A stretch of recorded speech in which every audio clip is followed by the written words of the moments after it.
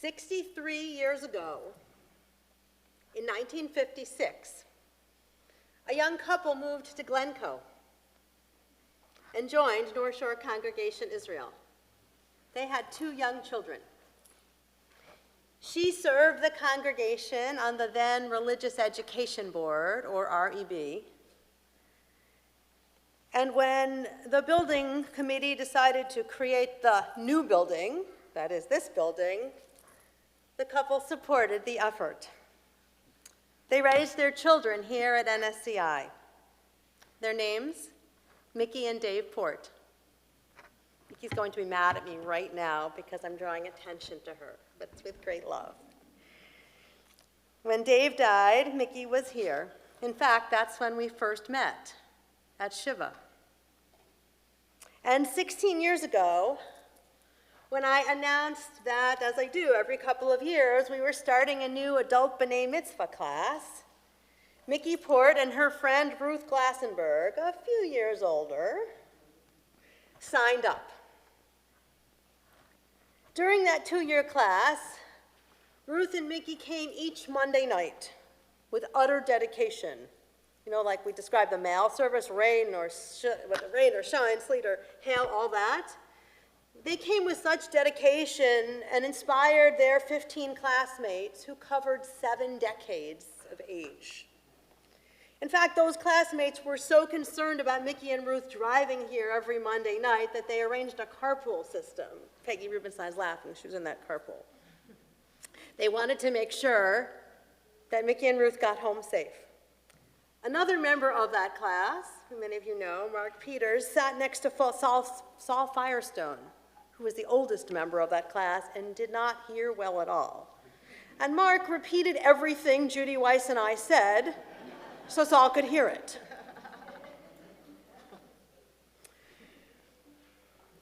And so the class continued. Over the tenure of that class, friendships were made that crossed backgrounds and ages.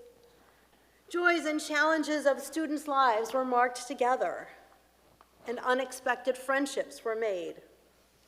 All of this as the students learned to read Hebrew, learned to read and chant Torah, and learned to lead a service, practicing here in the building, at home, and on their way, some of them even on the metro train downtown to work. Ultimately, they stood together on our bima on Shavuot, and they led prayer, read Torah, and taught us from the Torah of their lives. Even after that class ended with their service of adult B'nai Mitzvah in the spring of 2006, the relationships continued. And my friend Mickey, she kept coming as she's here this evening. And she came with Ruth when Ruth was still alive, and she continues to come regularly, especially, Nancy, when you can be here, to come with Mom. A few weeks ago on Rosh Hashanah, Mark Peters and I learned that Mickey was turning 99. And soon Peggy Rubenstein heard. And so the class was a flutter. Many of them are here tonight, and many are streaming as they were out of the country this evening. We decided we should celebrate, despite what Mickey might want, we would celebrate her 99th birthday with a birthday blessing here in our sanctuary, which I'll do in a few minutes. Here you're surrounded by your community, by your family, and by your classmates who are here from near and far. So why do I tell this story? Well, certainly I adore and respect this woman. And Mickey, I respect, as I learned from Nancy, of your fierce loyalty to Israel and your support of Hadassah Hospital because it brings Arabs and Jews together in peace. And there's more. Because the fact that we show up to celebrate Mickey's birthday tonight is somewhat of a coincidence. The date worked for all of us, so it happens to be show up for Shabbat. But I think it messages much more. Tonight, as you heard, we celebrate with countless Jews across the country to commemorate the massacre at the Tree of Life Synagogue in Pittsburgh 1 year ago. We gather with solidarity in naming, if you can name a Shabbat, show up for Shabbat. And just like the Sabbath immediately following that shooting, in which 11 Jews were killed, Jews are gathering in great numbers this evening to mark Shabbat and to honor the memory of those who died. We gather with sadness and remembrance to mark the yahrzeit of those who were killed. And we gather with the unease that so many of us feel since the synagogue shooting in California and the Yom Kippur attack in Germany. We certainly gather with an awareness that statistics and life show us that anti-Semitism has increased. But as we do, let us hear the words of Emory professor and scholar of the Holocaust, Dr. Deborah Lipstadt. Professor Lipstadt writes, "The most natural, if not logical, means of marking these difficult events would be, for me, a historian of anti-Semitism, to lament the fact that this oldest hatred continues to grow, evolve, and develop on both the political right and the political left." Dr. Lipstadt is clear in her concern about anti-Semitism that we see across the country and the globe. But she continues, saying, "As much as I worry about what the anti-Semites might do to the Jews, I worry even more about what we might do to ourselves because of anti-Semitism." She explains, "Anti-Semitism renders the Jew as object. What is done to Jews? It omits Jews as subject. What Jews do." Professor Lipstadt, who will speak here at NSCI in a few weeks, reflects on the Jews of these recent attacks, those who gathered to celebrate, those who kept praying while under siege, those who lived their Judaism with joy and meaning. She says it was an affirmation of Jewish life in the face of potential death. And even as others rise up to us, we affirm our Jewish identity. She says, while we stand guard, and we would be crazy not to, we do so in order to be free to celebrate Jewish life in all of its manifestations. Professor Lipstadt writes, "We are bearers of a magnificent tradition, one that expresses itself in religious, intellectual, philanthropic, artistic, communal, and political contexts. Despite the best efforts of so many generations of non-Jews to harm, kill, and even annihilate us, we celebrate the tradition that is ours and all that it has given the world. And we do so not because of the attempt to destroy us, but despite it." She concludes, "We are so much more than victims." We know this. We are so much more than victims, and we are not alone. Tonight, as we gather with remembrance and concern, seeing anti-Semitism emanating from many places, we also see so many willing to join us in fighting it.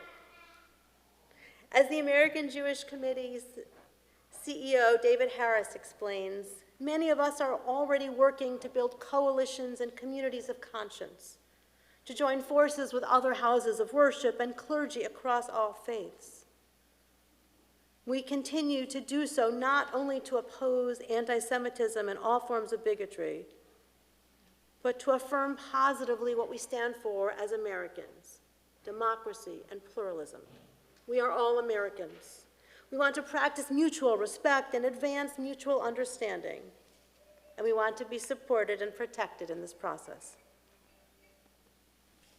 Harris explains, "We must not limit our actions to the anniversary of tragic events, but we ought to continually seek out opportunities and occasions to stand together, to boldly proclaim the shared values we cherish, including decency, civility, respect, and unity." Harris's sentiment is not unfamiliar to us. So many of you heard Rabbi Geffen's powerful words on Yom Kippur not so many days ago. You may recall that she too spoke of the rise of anti-Semitism and the concerns, and she gave us 4 things to do. First, we must continue to educate ourselves about anti-Semitism and all forms of hate. Second, we must call out anti-Semitism and all other forms of hate wherever we see them. We must not be silent. Third, we need to remember that it is 2019 and not 1939. We are not alone. And fourth, we must be proud Jews. So where are we? We're right here in our sanctuary tonight, living and acting in the world as proud Jews. And as my dear friend and colleague, Rabbi David Levy, who's the regional director for the American Jewish Committee in New Jersey, writes, tonight is a Shabbat devoted to gathering in remembrance of those whose lives were lost in Pittsburgh. But it is equally devoted to remembering and recommitting to what brought them to that sanctuary in the first place. Why were they there? They came to express their Jewish connections to their congregation, to their faith, and to God. And they came to worship, be part of a worship tradition that connects us back through the generations and serves as the foundation for the generations to come. Precisely. So I turn back to my friend Mickey. Mickey Port has shown up for Shabbat in this community for 63 years. Her classmates have shown up around with her and on their own in this community for any number of months, years, decades, depending on their age and where they came from. That Anel B'nai Mitzvah class is but one of so many small pockets of community here in our larger congregation. In our small communities here at NSCI and in our larger community, we show up. We show up for Shabbat. We show up with chesed, with kindness. We show up with tzedakah. We show up for learning. We show up to fight injustice. We show up to celebrate holidays. We show up for comfort. We show up for the joys of naming babies who might be outside the sanctuary but who are still here. We show up for B'nai Mitzvah and weddings. We show up with pride in our traditions, our history, and our values. This is what we Jews do. We show up. And so I joined Rabbi Levy, who urges us. He says, let the Shabbat be not just a gathering of comfort and remembrance. Let the Shabbat be a call to action. Beyond responding to anti-Semitism with vigilance and security, let us answer with pride and confront hate with community. Even as we mourn those who we lost, let us look forward to building a society and a world in which the oldest of hatreds finds no acceptance. Indeed, my friends, let this be the last Shabbat we show up to mourn and grieve.